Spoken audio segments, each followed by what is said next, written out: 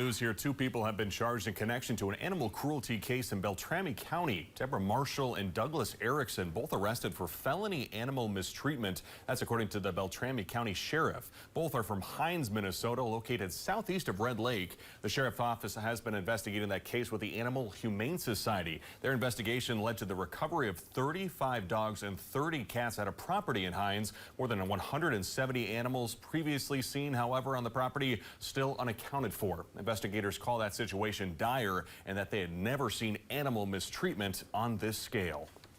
They were barely getting enough to eke out and survive. We saw them actually, one of the earlier times on scene, even fighting over a piece of stool between them to eat. They were that hungry. Investigators say they can't speculate on those 170 missing animals, but a pile of bones and ash has been discovered on scene near an outside furnace. Of the animals recovered, veterinarians are unsure if most will survive, but they are optimistic.